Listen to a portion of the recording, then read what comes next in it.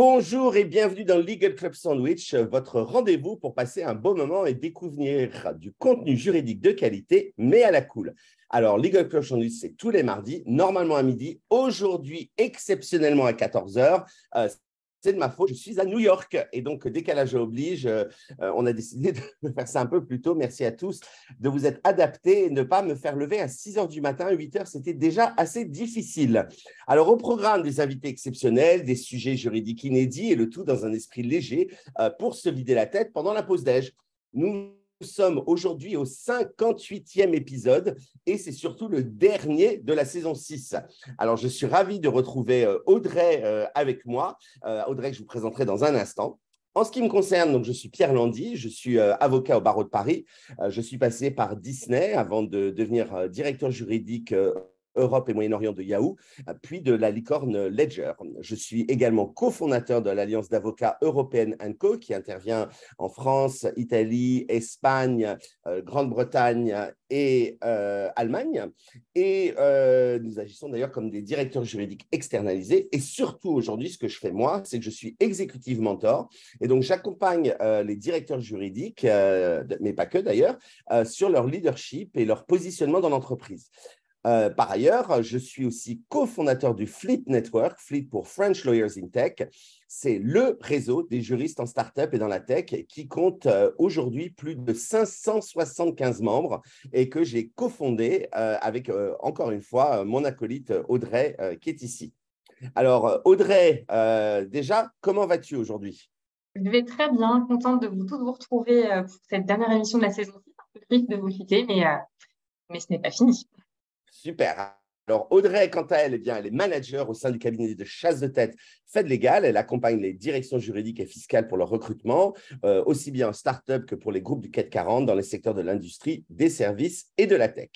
Alors, Audrey et moi, vous savez, on co-présente l'émission et puis surtout, on a des petites chroniques à la fin de l'émission. Pour ma part, aujourd'hui, j'évoquerai comment utiliser vos vacances pour préparer votre avenir pro.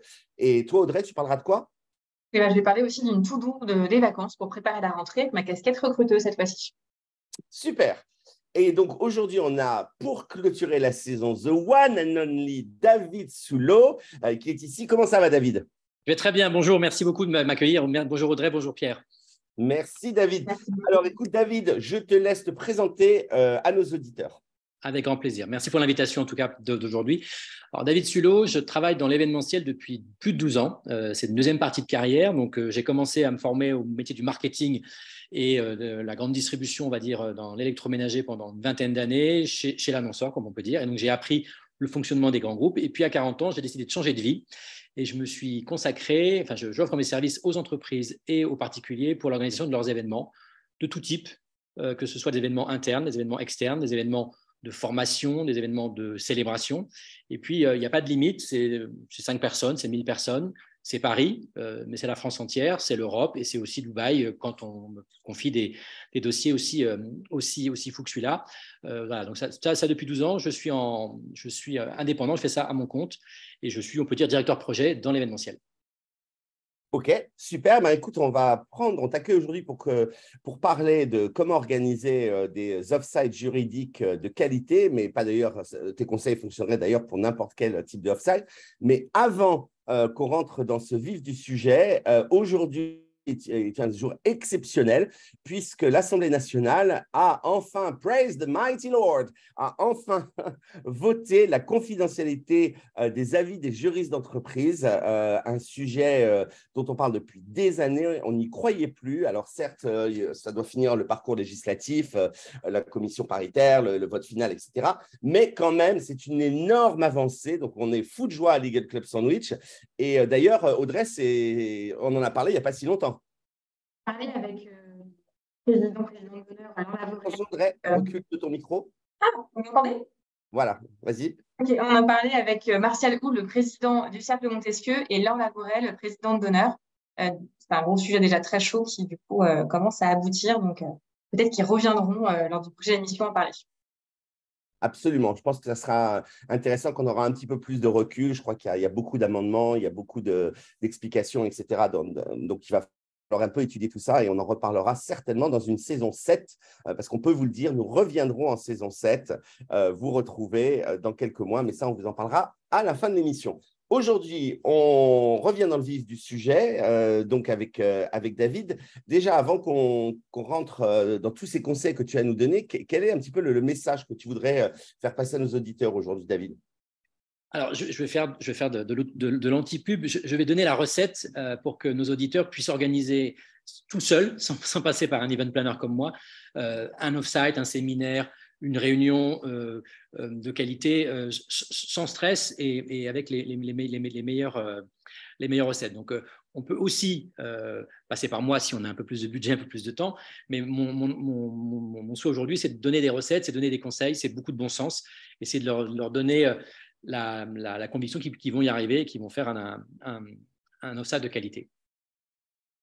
Super. Alors justement, David, on veut organiser un off-site, on a un petit peu de budget ou beaucoup de budget. En tout cas, quelle est la première chose lorsqu'on est celui qui est en charge de l'organiser, à laquelle on doit penser lorsqu'on en organise un? Quels sont les premiers réflexes qu'on doit avoir?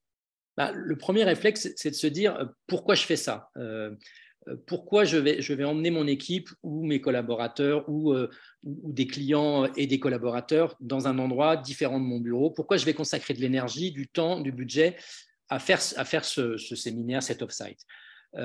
Qu'est-ce que je vais mettre comme critères d'évaluation qui vont faire que quand on sera rentré, quand on sera revenu de rentrer de ce séminaire, de ce moment particulier, qu'est-ce qui fera que ça a réussi?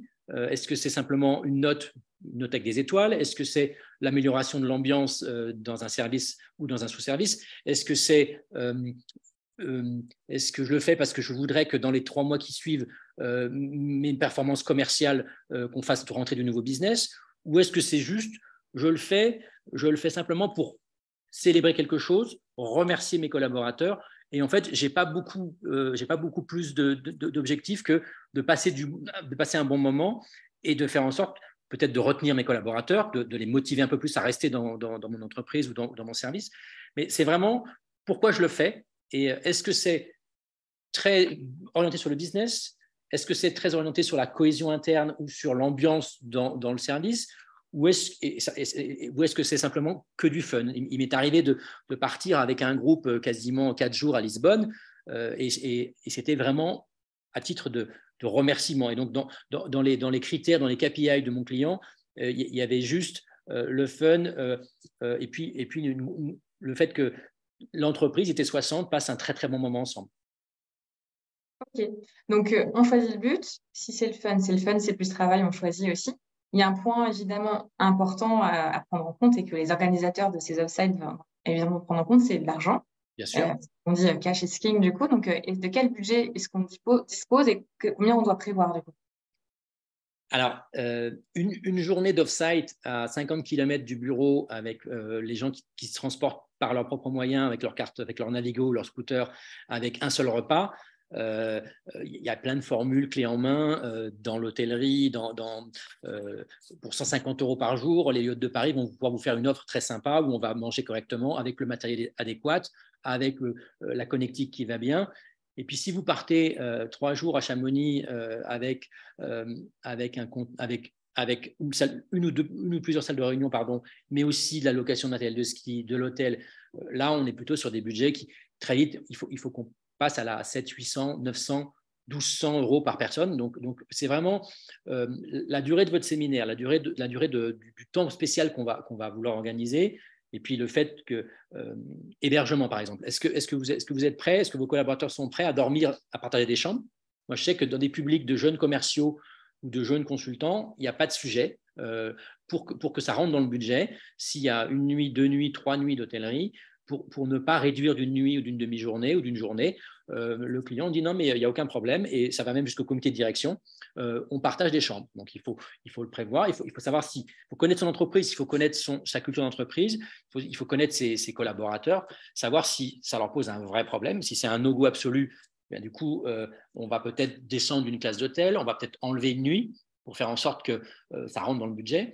Mais c'est des questions qu'il faut se poser parce que parce que ça permet de faire des économies, évidemment, et ça permet d'offrir une activité en plus ou d'aller un peu plus loin. Ou je le dis, les gens aiment bien aussi le confort et ou peut-être un peu de fun et de premium, monter d'une classe d'hôtel. Ok, merci pour les conseils. Alors, Pierre, on ne t'entend pas. Pierre? C'est le décalage horaire avec Oui, New voilà, York. ouais. Et cette histoire de chambre d'hôtel, je suis parfaitement d'accord avec toi, de partage ou pas, donne aussi lieu, pour l'avoir vécu, à des questions qui peuvent être, auxquelles il vaut mieux avoir pensé en amont, d'orientation sexuelle des collaborateurs, puisque si quelqu'un est ouvertement, par exemple, déclaré homosexuel, tout le monde le sait dans l'entreprise, vous pouvez avoir des collaborateurs qui ne sont pas très à l'aise de partager leur chambre, etc. Donc, ça donne aussi quelques petits challenges auxquels il vaut mieux avoir pensé en amont pour éviter des drames par la suite. Donc voilà, c'est un petit truc et astuce du vécu qui peuvent être importants à avoir. Alors, mais je rebondis là-dessus. C'est vrai que plus parité ou pas dans l'entreprise, on peut avoir un nombre pas pair et pas égal, pardon, de sexe masculin et sexe féminin. Donc ça oblige à faire attention à sa rooming list et des fois, des fois, il y a des casse-têtes, ouais, tout à fait. Ouais, voilà, il peut y avoir des casse-têtes. Donc, ce n'est pas juste, allez hop, tout le monde partage les chambres. Ça peut déclencher des casse-têtes auxquels il vaut mieux avoir pensé. Mais effectivement, comme tu le dis, ça démarre avec la culture de l'entreprise ou même de l'équipe. C'est-à-dire qu'on peut avoir une équipe qui est complètement à l'aise avec le partage des chambres, alors que dans l'entreprise, les gens ne seraient pas à l'aise. Ça aussi, c'est un point, effectivement, comme tu dis, à vérifier. Oui, après, il peut y avoir des guidelines. Je crois que ça dépend de la taille de vos organisations, mais je sais qu'il y a des chartes, il y a des dans les grands labos, par exemple, alors on n'est pas dans le juridique, mais on peut être du juridique dans un grand labo. Je sais qu'il y a des chartes, il y a des histoires de maximum de montant par journée, parce qu'il y a la loi qui a voulu réglementer un peu aussi l'argent qu'on dépensait dans les séminaires. C'était plutôt pour les clients que pour l'interne, mais quand même, il y a des entreprises qui ont une charte et qui ont des chartes écrites qui sont assez strictes sur la classe d'hôtel, voilà. Et donc, il faut connaître ses limites et ce que l'entreprise permet. Absolument. Tu fais très bien de souligner qu'effectivement, il y a souvent des chartes sur le sujet. Alors, bon, j'imagine qu'un séminaire, OK, donc on a le budget, on sait pourquoi on le fait, on ne va pas se le décider pendant 15 jours. Alors le last minute, ça peut arriver. Mais ça veut dire qu'on a beaucoup moins de choix sur les budgets et aussi on peut avoir un vrai problème de participation. Il se peut qu'on décide là maintenant pour le 25 août quelque chose parce qu'il y a une fusion, parce qu'il y a une nouvelle équipe, ça arrive. Mais en général, il faut quand même anticiper, il faut planifier. Planifier pourquoi ? Parce que, imaginons qu'on vise telle ville en Europe et qu'on regarde pas, enfin, on n'anticipe pas ou on ne sait pas ce qui se passe dans cette ville-là cette semaine-là. Et en fait, on s'aperçoit que tous les hôtels sont pleins parce qu'il y a un grand salon, il y a une grande foire. J'imagine que si quelqu'un voulait faire aujourd'hui un séminaire à Vilnius, il n'y a pas de chambre d'hôtel puisqu'il y a l'OTAN. Donc, vous voyez, faut savoir ce qui se passe dans une ville quand il y a la foire la foire à Berlin, enfin l'IFA par exemple.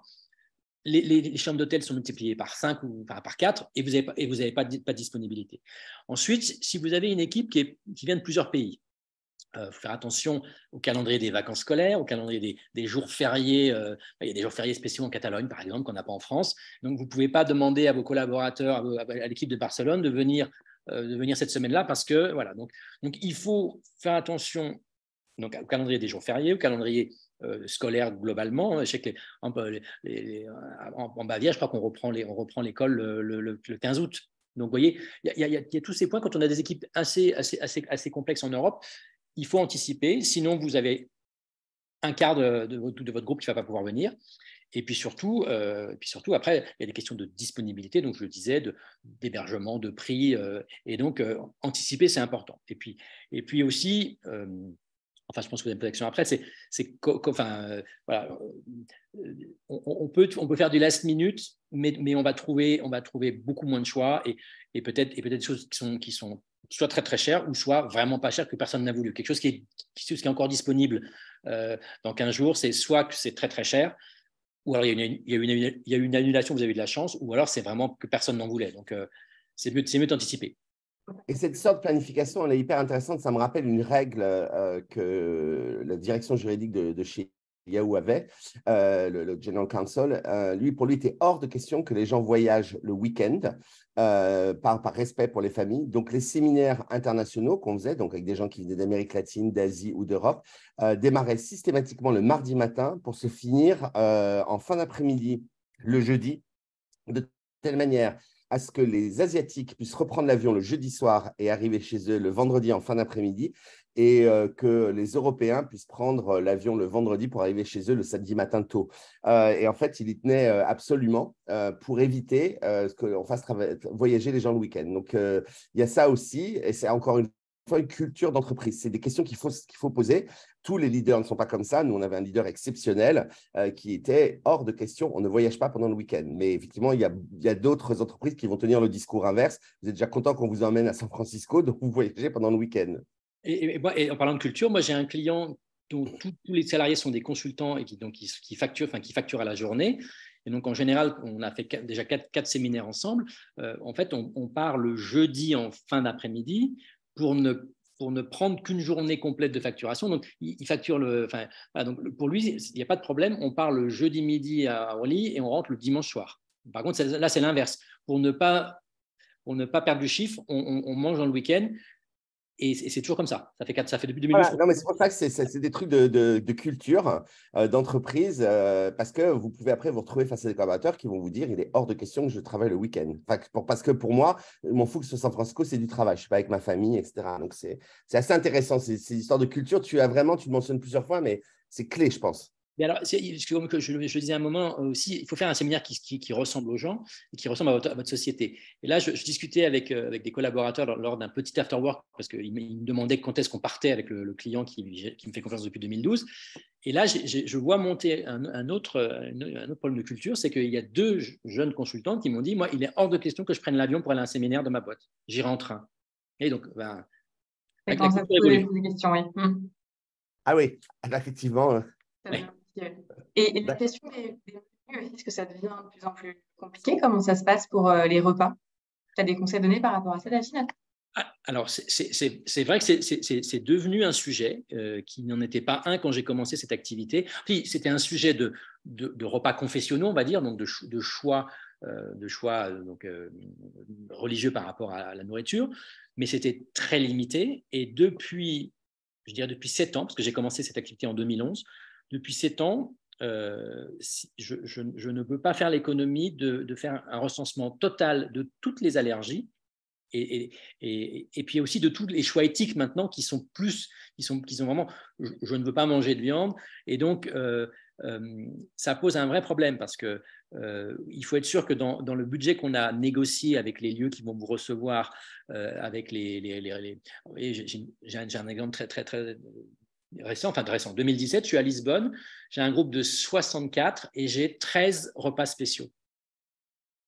Donc, et comme on est sur quelque chose qui est créatif et qui est fun et qu'on les fait bouger sur différents restaurants, et ce n'est pas toujours le buffet d'un grand hôtel, hein, il y a une négociation très forte en amont avec tous les lieux pour être sûr que les personnes n'aient lésées et chacun retrouve bien ce qu'il aime. Et puis après, sur des gens qui ont des allergies, qui ont des dangers même critiques de malaise ou de maladie, de faire en sorte que… Et donc, ça devient un vrai sujet.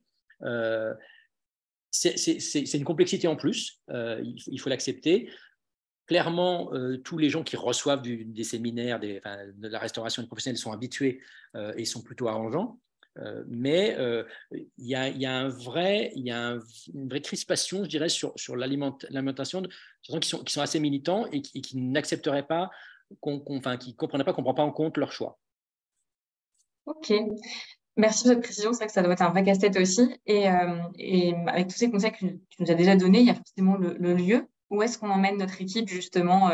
Est-ce qu'on les emmène très loin? Est-ce qu'on les amène juste à côté? Qu'est-ce que tu préconises? Quel est l'objectif? Si on n'a qu'une journée et demie, il faut qu'on ne soit pas trop loin, il faut que ce soit facile d'accès et il faut que le lieu soit quand même plus joli que le bureau dans lequel on travaille. Donc si on ne va pas très loin, il y a Château Forme, il y a des lieux qui sont magiques où tout est all-in-one. Et quand on n'a pas beaucoup de temps, il faut éviter de faire trop de transferts, de faire bouger les gens. Je parle de l'inertie d'un groupe. Quand vous avez 30 personnes à faire sortir de réunion en disant bon, maintenant on va dîner ailleurs, il faut que vous changiez.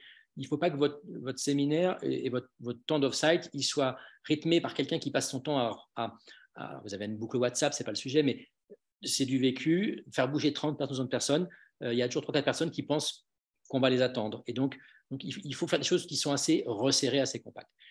S'il y a du budget, si c'est une célébration, si on a quelque chose à fêter, un anniversaire de société ou vraiment des résultats exceptionnels avec un budget important, c'est ce que j'ai fait par exemple à Dubaï pour 70 personnes pendant 3 jours.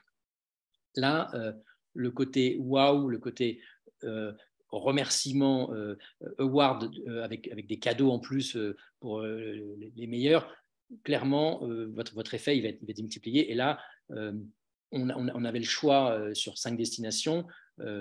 Les salariés ont voté pour la plus bling, enfin la plus lointaine. En termes de prix, c'était moins cher que certaines autres, parce que Dubaï, c'est à l'avance dans une période creuse, c'est pas très cher. Enfin, ça peut être très compétitif.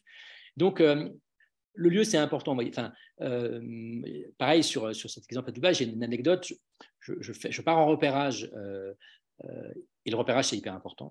On ne peut pas organiser quelque chose avec autant d'implication pour soi, pour l'image d'entreprise, pour son image de manager, pour l'argent, le budget qu'on y dépense, pardon, sans faire un repérage. Sinon, on n'est pas à l'abri, comme moi, d'aller sur la Palme à Dubaï, dans un hôtel que j'avais présélectionné. J'étais à quelques jours d'envoyer la compte et je me suis aperçu en y dormant 2 mois avant qu'il y avait des travaux qui démarraient, des travaux qui allaient durer 6 mois et que donc 2 mois après, je l'ai expérimenté. Pour sortir de la zone où j'étais, il fallait 2 heures de bouchon.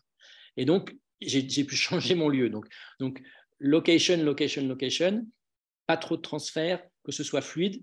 Et puis penser que dans un groupe, il faut pas qu'on passe notre temps à les materner et puis à les perdre et à les retrouver. Okay. Ah ouais, c'est tellement vrai. Toujours mes anecdotes de Yahoo, mais nous, une fois, on est arrivé et 3 jours avant, dans un des hôtels qui avait été choisi littéralement avec donc tous les juristes qui arrivaient de la planète, intoxication alimentaire dans l'hôtel qu'on avait choisi, tout le précédent séminaire, tout le monde malade. Donc, bien évidemment, on décide de changer d'hôtel et ça a été un miracle d'arriver à en trouver un autre qui a pu tout réorganiser dans un délai aussi court. Mais effectivement, location, ça c'est vraiment très, très important. Donc, on a le budget, on sait pourquoi on fait, on sait où on va. Du coup, qu'est-ce qu'on fait une fois qu'on est là-bas? C'est quoi? Qu'est-ce qu'on fait? Alors, qu'est-ce qu'on fait? On fait encore quelque chose. On fait un programme déjà. On fait un programme et on s'y tient. 1 tiers de formation, 1 tiers de fun, et puis 1 tiers de sujets internes. Et pour la formation, moi, je recommande de faire appel à un intervenant extérieur, d'avoir soit un speaker, soit quelqu'un de votre branche qui va animer ou co-animer et qui va peut-être même prendre une sorte comme un journaliste qui va interviewer le comité de direction et qui va faire en sorte que c'est la parole de quelqu'un d'autre qu'on va entendre et qui va porter les objectifs. Il faut essayer de faire rentrer dans des journées qui ne sont pas trop denses, même si on a besoin on a beaucoup de sujets à traiter, on a beaucoup de nouveaux dossiers, on a un projet d'entreprise à exposer, on veut faire travailler des sous-groupes pour qu'ils commencent à travailler. Il faut essayer de rester light, mais parce qu'on ne peut pas passer 3 heures devant 160 slides. Il faut avoir des séquences courtes. Il faut bannir ça. Il faut avoir des intervenants ou alors il faut faire travailler vos équipes en sous-groupe et leur demander d'être rapporteurs d'une commission. Donc, il faut vraiment veiller au programme, essayer d'avoir des outils collaboratifs pour que ce soit fluide et pour que la communication, si vous êtes sur plusieurs salles et plusieurs étages dans un lieu, que les gens se retrouvent facilement et puissent très, très vite se remettre ensemble. Il faut aussi veiller à ne pas reconstituer des groupes. Enfin, on quitte le bureau, on quitte le télétravail, on met les gens ensemble dans un lieu qui n'est pas connu pendant 48 heures, 72 heures. On doit essayer de pas choisir, je pense au fun ou à des activités qui soient trop exigeante en termes de sport, par exemple. Faire attention on connaît son équipe, on connaît des jeunes commerciaux, ils vont vous demander du karting ou du base jump ou du simulateur de vol en chute libre. Il y a des gens qui sont pas à l'aise avec le sport. Autre exemple, j'ai un client, ça fait 10 ans qu'on travaille ensemble, pardon. On ne va jamais dans des musées, c'est jamais au programme. Je suis à la Lisbonne, je suis à la Barcelone. On va jamais. C'est sport fun. Donc il faut respecter. On peut faire une découverte. Hein. Oui, par exemple, moi j'ai un truc assez dingue. J'ai pris un groupe c'était une journée, c'était une convention plus qu'un séminaire, mais j'ai transformé 600 collaborateurs d'un groupe d'immobilier en orchestre symphonique. Et donc, dans la journée, il y a 140 collaborateurs qui ont pris un alto et un violon, et par une méthode assez courte de didactique, ils ont réussi le soir à 17h à jouer à 600, 300 choristes et 300 musiciens, Carmina Burana. Ils s'en rappelleront toute leur vie. Donc, on peut faire quelque chose qui est différent, mais là, j'imaginais que sur 600, il y en avait à peine 10 qui avaient déjà touché un violon de leur vie, mais c'était accessible. Donc, un programme qui ne recrée pas des sous-groupes et qui n'exclut pas, en fait, je dirais. Et les histoires des intervenants, Ledger a fait récemment un truc assez génial auquel j'avais la chance d'assister. C'était un séminaire pour les leaders et on parlait beaucoup de leadership, de travail en équipe, etc. Et on a fait venir un astronaute qui est venu parler de son expérience et de comment on travaille. Justement, il faut absolument travailler en équipe, etc. Donc, en fait, rien à voir de base avec la société en question, mais l'allégorie, hein, quelque part, l'exemple donné de l'astronaute parlait à tout le monde finalement, parce qu'on se rend compte que sans un travail d'équipe, personne ne va dans l'espace, quoi. Donc c'est très intéressant aussi effectivement de sometimes réfléchir outside the box, hein, comme on dirait à Ottawa, pour voilà, trouver des choses qui vont parler aux gens, les emporter, les emmener et les faire comprendre le message qu'on veut faire passer. Et pour compléter aussi, moi, je donne mon expérience de participante à des offsites, justement. Nous, au tout début, en fait, alors chez Fête des Galles, on a partie d'un groupe plus grand, Fête Group, où on a un peu plus important, plusieurs centaines. Et en fait, il y a quelques années, c'était très, très sport. Donc, c'est vrai qu'on se retrouvait, je me suis retrouvée à monter dans un arbre pour faire gagner des points à mon équipe alors que j'ai le vertige. Enfin, du coup, ça mène à des situations particulières pour le coup, mais ça obligeait vraiment à vraiment échanger avec d'autres personnes, ce qui était aussi très sympa. Ils ont vraiment changé comme le groupe a grandi. Et la semaine dernière, justement, on avait le choix en fait, des activités durant l'après-midi, après la partie séminaire. Et justement, on avait le choix de l'exposition, on avait le choix de faire des cours de danse, etc. Et ça mêle aussi justement les gens. On retrouve un petit peu les collègues qu'on aime bien et qu'on côtoie, mais ça permet aussi de rencontrer les autres. Donc, pour l'avoir vécu, le choix quand c'est possible et quand c'est pas loin, c'est assez sympa aussi. Bonne intervention. C'est vrai, je l'ai fait plusieurs fois où, à la demande du client, d'avoir une demi-journée qui était off pour tout le monde. On n'était pas à 70 et les gens ont choisi. Et il y avait 5 activités. C'est un peu plus complexe. Il faut essayer.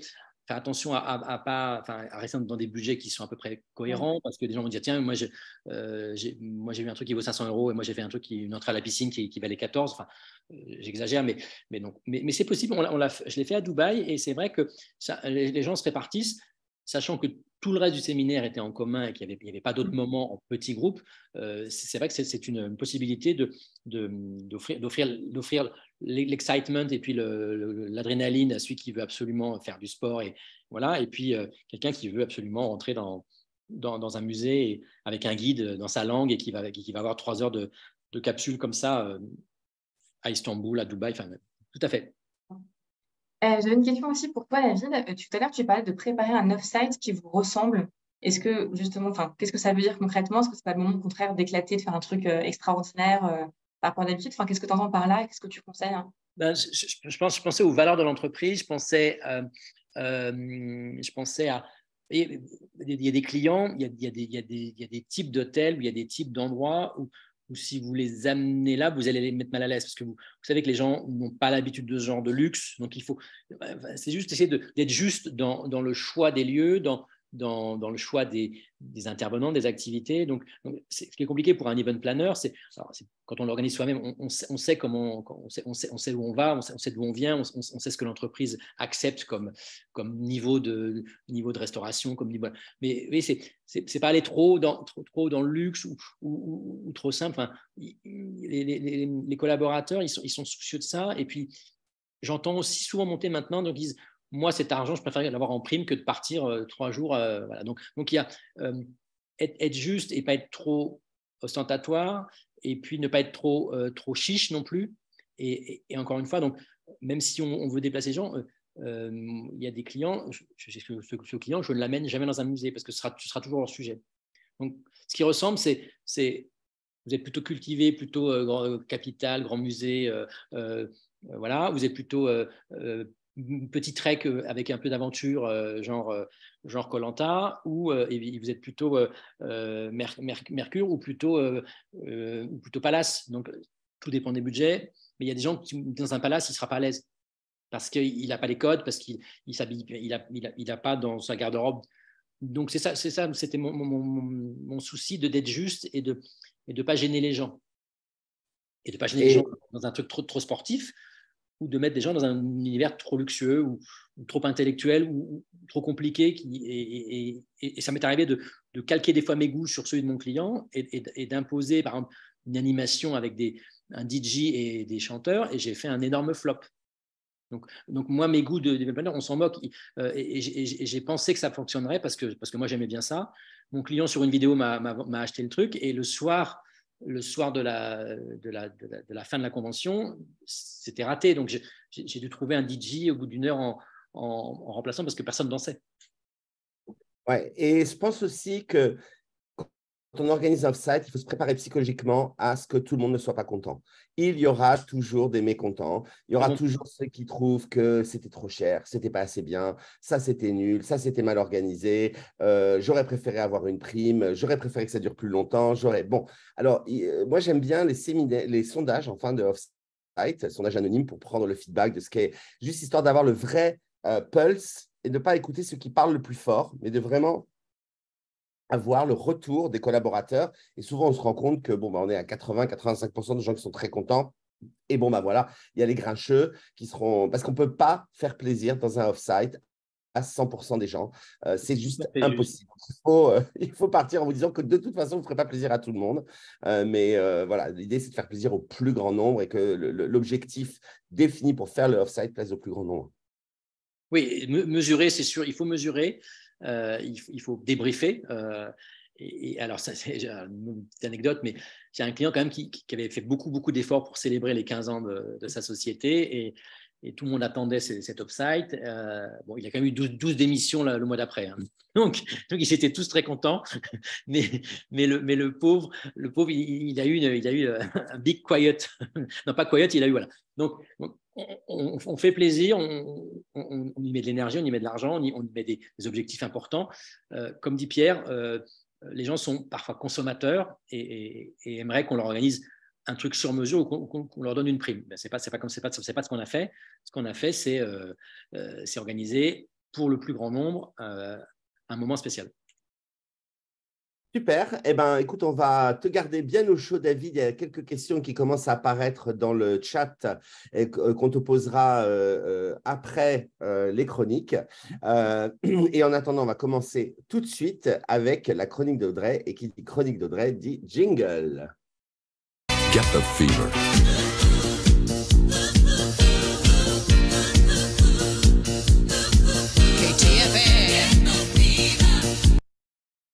Merci Pierre, et quel plaisir d'entendre toujours ce jingle pour le coup que je vais devoir patienter encore quelques mois avant de l'entendre de nouveau. En tout cas, pour cette dernière chronique de la saison 6, j'ai décidé de faire la to-do de vos vacances, des conseils de l'été comme un bon magazine qu'on prend sur la plage. Alors, avant de préparer votre valise, et si vous lanciez quelques pistes pour mieux préparer la rentrée et ensuite mieux profiter de vos vacances justement. Donc, voici quelques conseils que je vais vous donner et Pierre vous indiquera dans le chat justement des liens vers des précédentes chroniques qui vont vous donner encore plus de détails sur ce que je vais vous raconter aujourd'hui. Alors, premier conseil, mettez à jour votre CV. Oui, il faut le rédiger s'il n'y en a pas un non plus, il faut qu'il soit prêt. Parce que c'est bien d'avoir toujours prêt avant vos vacances, ça vous êtes tranquille et à la rentrée, vous pouvez dégainer et commencer si vous avez envie de changer de poste et préparez bien une version française et une version anglaise. Conseil numéro 2, mettez à jour votre profil LinkedIn, s'il vous plaît, parce que je vois tellement de profils qui ne sont pas à jour, voire encore pire, il faut absolument créer un si vous n'en avez pas. Alors, j'entends encore souvent, oui, mon boss va penser que je suis à l'écoute du marché, mes collègues, etc. En fait, ce qui est surprenant aujourd'hui et ce qui n'est pas normal, c'est de ne pas avoir de profil LinkedIn. C'est limite ça qui est encore plus bizarre. Donc, ça sert toujours pour développer votre réseau, prendre des nouvelles de vos anciens collaborateurs, communiquer. Et oui, vous allez peut-être vous faire chasser. Et en étant chasseuse moi-même, ben, c'est pas grave, en fait, c'est même très sain de se faire chasser. Au pire, non, si vous n'êtes pas à l'écoute. Donc, en gros, profil LinkedIn à fond les ballons avant les vacances. Troisième conseil, pensez justement à relancer les chasseurs de tête que vous connaissez. Un petit message avant les congés pour souhaiter de bonnes vacances et nous dire de penser à vous si on a un super projet à vous proposer. Ça, bien entendu, si vous êtes à l'écoute du marché, vous pouvez partir vers d'autres univers à la rentrée. Quatrième conseil que j'aimerais vous donner, c'est de ne pas ghoster les gens qui vous contactent, notamment sur LinkedIn. Ça, j'en avais parlé dans une précédente chronique. Le ghosting, c'est insupportable, surtout pour nous, chasseurs de tête, parce que déjà, ça prend 2 minutes de nous répondre, même si vous n'avez pas l'écoute du marché. Et puis parfois, derrière un petit message de contact qu'on peut vous envoyer, il y a parfois une belle surprise qui vous attend. Donc, autant prendre 2 minutes. Et puis, le monde est vraiment petit, notamment dans le monde du droit. Donc, s'il vous plaît, répondez aux gens qui vous contactent. 5e conseil. Réfléchissez à votre définition de poste et à ce que ça veut dire pour vous être directeur juridique. Alors, est-ce que c'est un peu ce que vous visez et qu'est-ce que ça représente pour vous? Et si vous êtes déjà directeur juridique ou directrice juridique, est-ce que vous exercez cette fonction comme vous le souhaitez? Est-ce que vous avez le positionnement qu'il vous faut? Il faut vous interroger, c'est vraiment le moment avant, pendant, après les vacances. Pas toutes les vacances non plus, il faut penser à autre chose, mais c'est aussi le moment de se poser un petit peu sur notre avenir. 6e conseil, il faut réfléchir à votre ikigai. Ça, c'est quelque chose que j'avais bien aimé vous expliquer et échanger avec vous. C'est qu'est-ce que vous aimez faire, qu'est-ce que vous savez faire, qu'est-ce qui vous passionne, qu'est-ce que vous souhaitez faire par la suite. Les vacances sont aussi là pour ça, pour réfléchir. Et c'est pas forcément nécessaire de tout remettre sa vie, changer et rentrer et tout quitter, démissionner, quitter votre femme, votre mari, vos enfants, vos amis, etc. On peut aussi en fait trouver des choses intéressantes à faire avec le quotidien de ce qu'on a déjà en fait. Et c'est avec mon 7e conseil, vous pouvez faire aussi du job crafting, c'est-à-dire redonner du sens à votre travail, retrouver votre enthousiasme. Donc, et c'est le moment de vous interroger sur comment vous aimez faire les choses, qu'est-ce que vous pourriez rajouter dans votre quotidien pour que ce soit encore mieux, et il faut en parler à votre manager. Et 8e conseil, je vais finir par là, c'est apprenez à dire oui. Alors attention, pas oui à tout. Et à l'époque de cette chronique, je vous avais parlé de Jim Carrey dans Yes Man. Je sais que Pierre, tu avais bien aimé que je parle de Jim Carrey. Donc du coup, l'idée, c'est pas de dire oui à tout non plus, mais juste de rester ouvert aux échanges, aux opportunités internes, externes, d'échanger, d'être dans une posture ouverte pour préparer votre avenir. Et s'il y a bien un moment où il faut être hyper open, enthousiaste, avoir envie d'échanger, c'est avant les vacances. Et se dire à la rentrée aussi, je vais échanger avec des gens très sympas qui pourront peut-être me conduire à un projet intéressant en interne dans mon entreprise ou au contraire en externe dans une autre entreprise. J'espère que ces 8 conseils vous aideront à passer des vacances sereines, à préparer votre rentrée, à être encore plus épanoui dans votre poste et ou votre société actuelle ou au contraire vous donne envie d'aller embrasser un autre projet encore mieux ailleurs. Évidemment, dans votre valise, je vous conseille aussi les incontournables, la crème solaire, le chapeau, les lunettes, un bon livre pour lire sur la plage ou dans la piscine, ou des bonnes chaussures de rando si vous êtes plutôt montagne. Et je finirai par une citation, parce que ça faisait longtemps et que j'aime bien les citations. Et là, je fais un petit clin d'œil du coup à Pierre, parce que je vais vous citer Mark Twain. Vous vous souvenez, c'est l'auteur de Tom Sawyer. Donc, Tom Sawyer, c'est l'Amérique, et comme Pierre est aux États-Unis aujourd'hui, forcément, c'est un petit clin d'œil pour lui. Et Mark Twain l'a écrit, le secret du succès est de faire de ta vocation tes vacances. Alors, si vous arrivez à ça, franchement, chapeau, et je serais ravie de vous en parler. Venez aussi, voilà, je sens que Pierre est dans ce mood-là, donc canon. Donc, c'est ambitieux, on peut tous y prétendre. Et d'ici là, moi, je vous souhaite d'avoir beaucoup de succès, de retrouver un job qui vous épanouit, et en attendant de passer un excellent été. Merci à tous. Merci Audrey, merci. Et je m'auto-lance. Pas à travers la fenêtre de l'Empire State Building, mais je m'auto-lance mon jingle que voici. We do.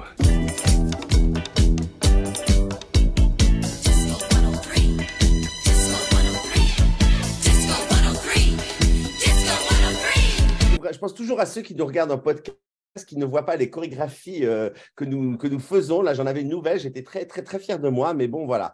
Alors, moi, je vais vous parler aussi des vacances et vous dire de profiter des vacances pour penser à l'avenir, tout simplement.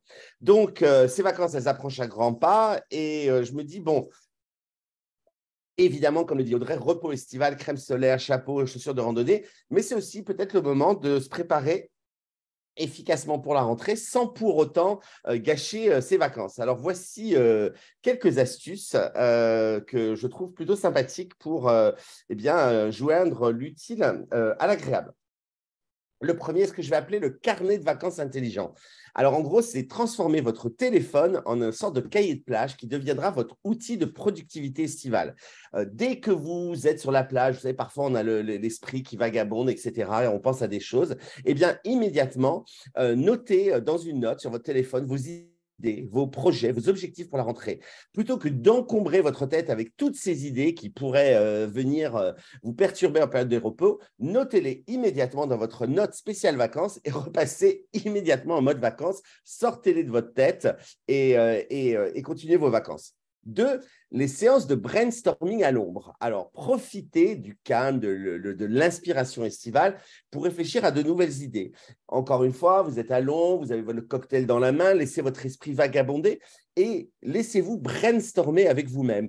Des nouvelles idées, une nouvelle organisation, des nouveaux projets et ne vous laissez pas stopper par la réalité du business. On sait bien que pendant l'année, il y a des questions de budget, des questions de manager, des questions politiques, plein de choses qui viennent polluer votre créativité. Eh bien là, laissez-vous aller, brainstormer. Ça doit être vraiment du brainstorming libéré. Et qui sait, certaines de vos idées deviendront peut-être réalité. Et là, encore une fois, notez-les dans votre carnet de vacances intelligent. Troisièmement, la lecture sous les palmiers, ou les oliviers, ou le parasol, comme vous voulez. Mais prenez un livre dans votre valise, Audrey l'a dit, mais peut-être un livre lié à votre domaine professionnel, ou encore mieux, un livre de leadership. Et laissez-vous transporter par des connaissances, à apprendre de nouvelles choses, tout en étant détendu sur la plage et en bronzant. Alors, associer vacances et apprentissage, c'est le combo gagnant. Du coup, je vous donne quelques suggestions de lecture parmi mes favoris. Je vous en donne 3 et Audrey va dans le chat vous donner les informations. Tout d'abord, vous savez que je suis un passionné Disney. Au bout du 58e épisode, vous devez le savoir, un livre passionnant de leadership de Bob Iger, dont j'ai déjà parlé, qui était le PDG de Disney, qu'il est redevenu parce qu'on l'a appelé à la rescousse récemment pour reprendre les choses en main, alors qu'il était à la retraite. Et ça s'appelle Ride of a Lifetime. Et à travers plein d'anecdotes, un peu comme on essaye de le faire dans Legal Club Sandwich, Bob Iger vous donne des conseils de leadership. Un autre livre, The 5 Dysfunctions of a Team, c'est Patrick Lencioni qui a écrit ce livre.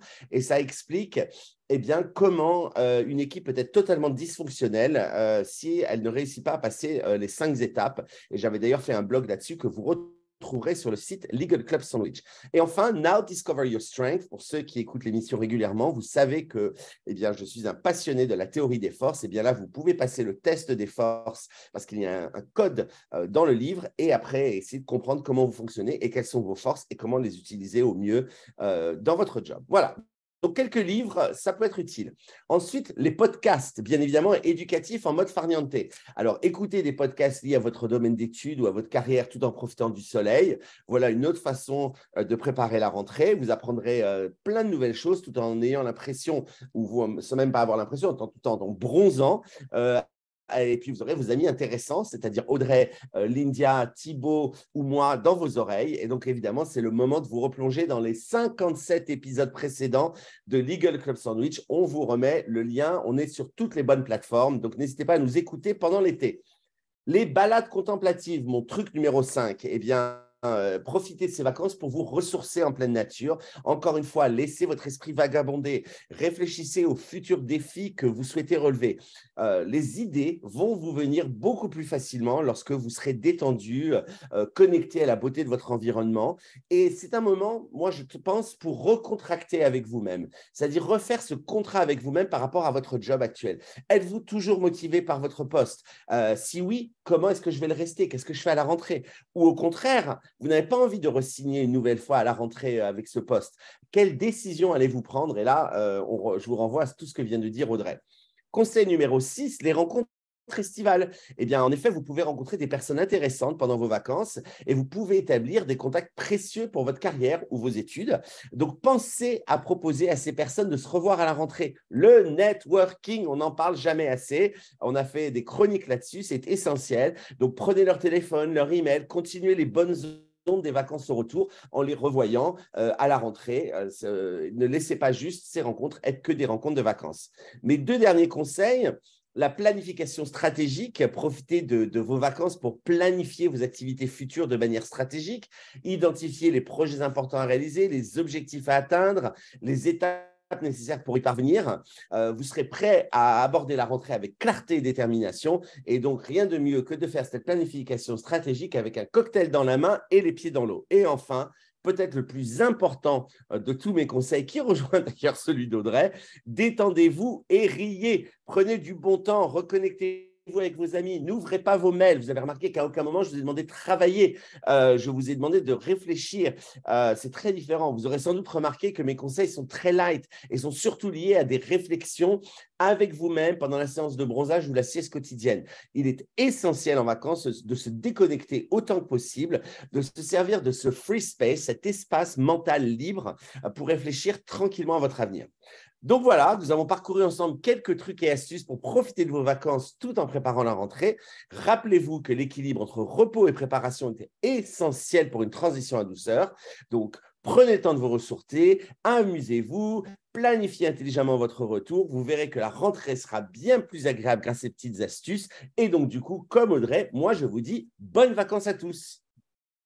Merci Pierre. Merci Pierre. Et on va enchaîner avec des questions, parce qu'on a une question qui vient, donc après c'était bonnes vacances, enfin vous re-souhaitez bonnes vacances dans pas longtemps, mais on a quand même quelques questions. David, une question de Valérie qui te demande comment gérer justement l'ingratitude de l'équipe. Voilà. Généralement, l'équipe estimait que c'est bien normal de faire un off-site et pourtant, ils sont hyper ingrats. Donc, qu'est-ce qu'on fait dans ce cas-là? Est-ce que tu conseilles?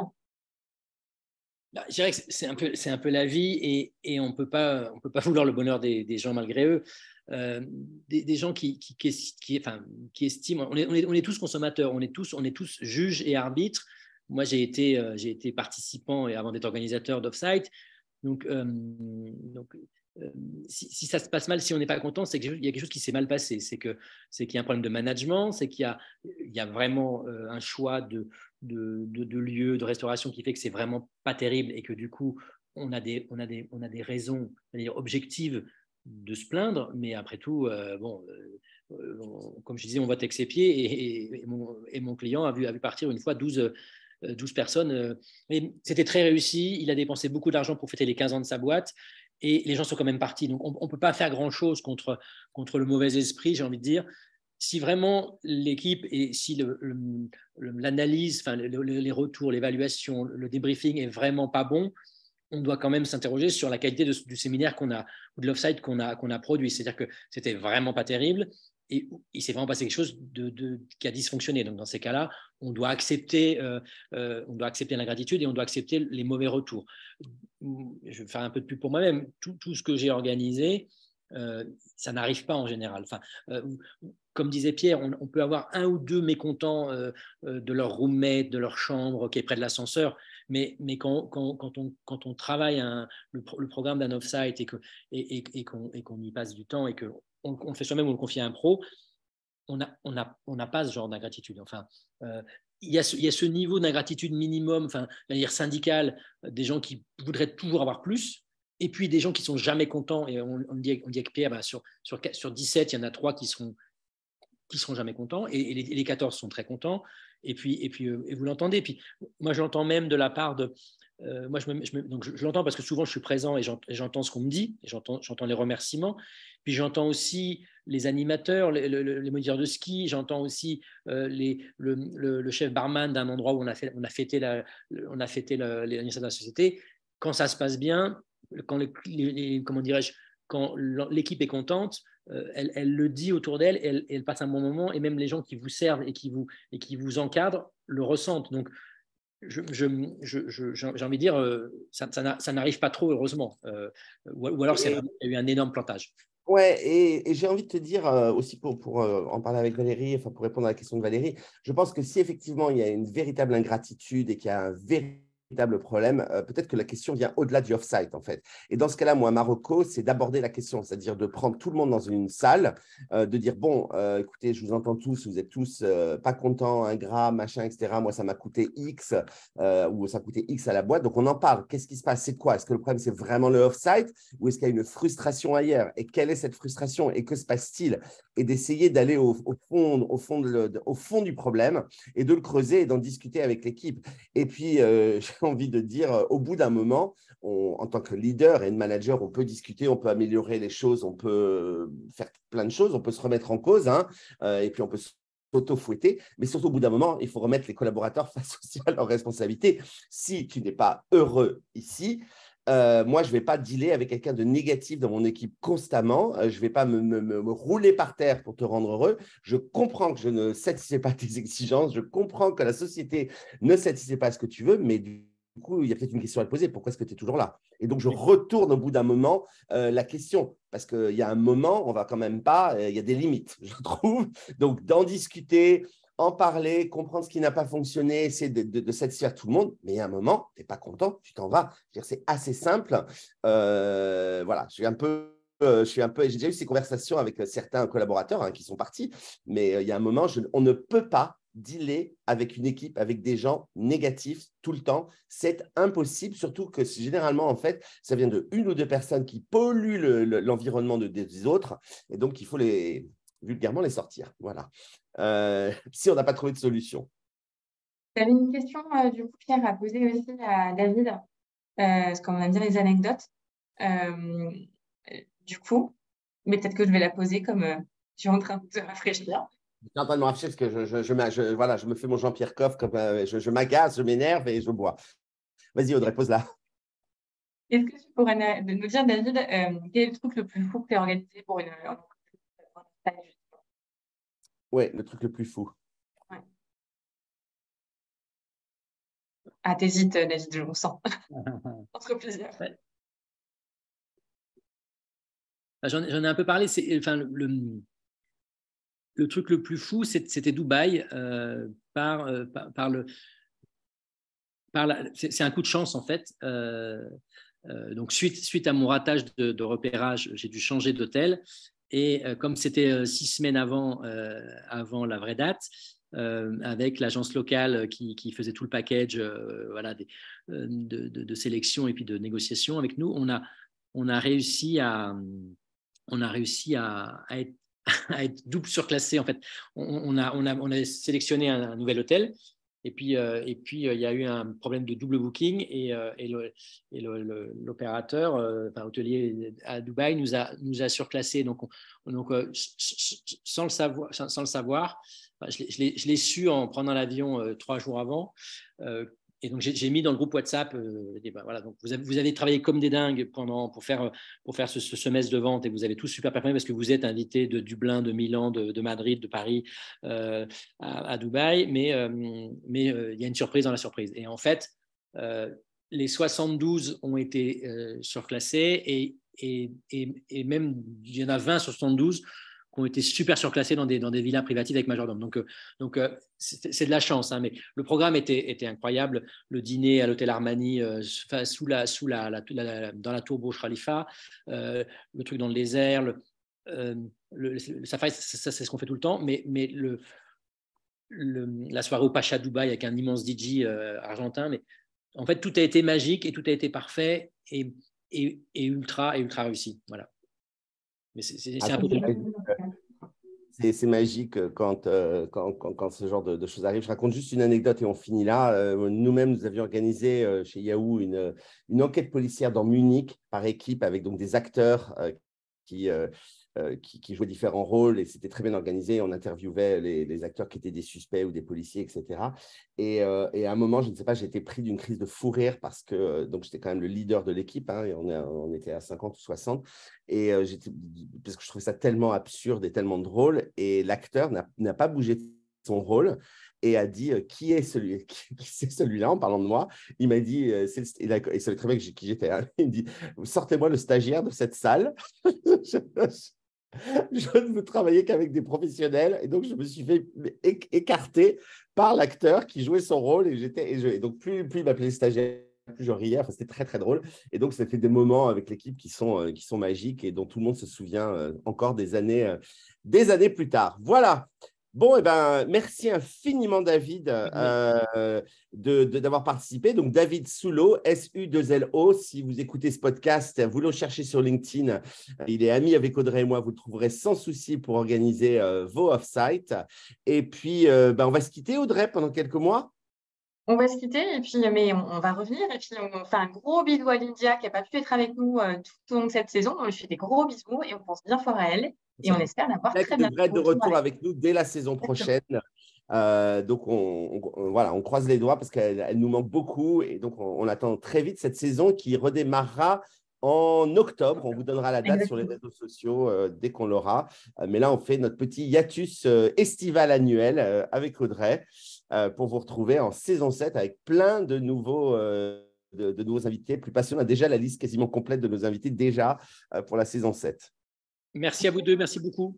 C'était un plaisir pour la dernière émission de la saison. Merci Pierre encore une fois, merci à tous et à très vite. Merci, bel été. Merci à tous, à très bientôt, passez un très bel été et c'est générique. C'est parti, au revoir, à bientôt. See the man who won't stay, fear me.